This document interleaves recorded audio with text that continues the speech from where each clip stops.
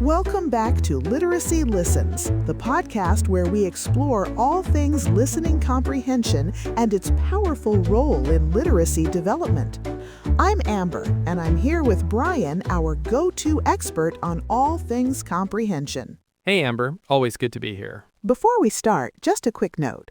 The voices you're hearing are AI-generated, and the script was created with support from AI tools.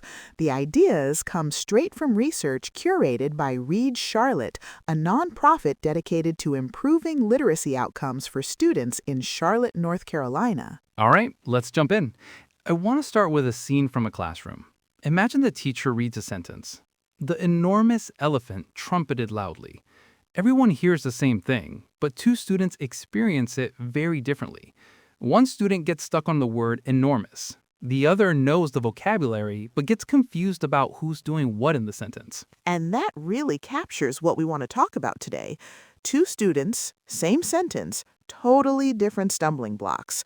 Vocabulary, grammar, and syntax hit students in different ways, and these are foundational comprehension skills we can't skip. Right. I like to think of vocabulary as the concrete foundation. Students have to know what words mean before they can really reason with them.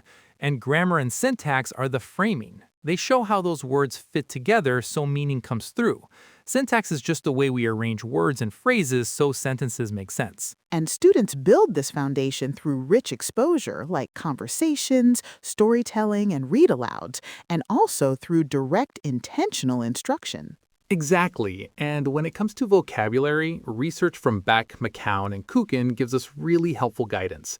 They talk about Tier 2 words, the kinds of words that appear across many subjects, show up often in texts, and are really important for comprehension. Words like cooperate, fortunate, responsibility. They're not so basic that students already know them, but they aren't rare or obscure either. They're the high-utility academic words that help students make sense of what they're hearing and reading. And choosing just a few Tier 2 words lets you go deeper. Beck, McCown, and Kukin are very clear on this point. It's the meaningful interaction with a small set of words that pays off. Yes, and when you teach a word, use a child-friendly definition. Connect it to something they've experienced and come back to it later on. You might say, curious means wanting to learn more. Can you think of a time you felt curious? That kind of interaction helps students move from hearing a word to actually owning it. Another approach that works really well is semantic mapping, just talking about how a new word connects to other ideas. For example, what's another word like cooperate? Or what would be the opposite of cooperate? You're guiding students to think about relationships between words, and that builds a strong network of meaning. Now let's shift to grammar and syntax. These can feel harder to teach, but one really simple move makes a huge difference. Pause in the middle of a sentence and ask, wait, who's doing what here? That move is so powerful. In the DEAR model, Dr. Youngsuk Grace Kim highlights how important syntax is in making meaning. Syntax is about word order, how phrases connect, how clauses fit together, and how the different parts of a sentence relate to each other. And instructionally, it's not about grammar drills. It's about helping students track the meaning as a sentence unfolds. You can take a sentence like, after the enormous elephant trumpeted loudly, all the other animals in the zoo became quiet, and just ask, what happened first? And what happened next?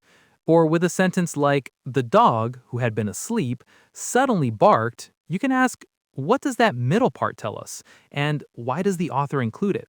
When students start noticing how sentences are built, they become more confident and clearer in their understanding. And this all connects back to something we talked about earlier in the series. Listening comprehension is hierarchical, interactive, and dynamic. Vocabulary, grammar, and syntax sit at the base of that system. They allow higher-level skills like inference, reasoning, and perspective-taking to actually take shape. They don't replace the need to teach those higher-level skills, but they make them possible. And the great news is that we can start building this foundation early, even before children can read. Through rich talk, songs, storytelling, everyday conversations, and of course, shared reading, children build the vocabulary and grammar and syntax that later support word reading, fluency, and comprehension. Here's something to think about before your next read aloud. Are there any words or sentence structures that might trip students up? And what would happen if you paused to give them just a little more support? Next time, we'll dig into the higher-level comprehension processes, like inference and perspective taking, that build on the foundation we discussed today. Thanks for listening to Literacy Listens. Don't forget to subscribe and visit listeningcomprehension.org for show notes and more. We'll see you next time.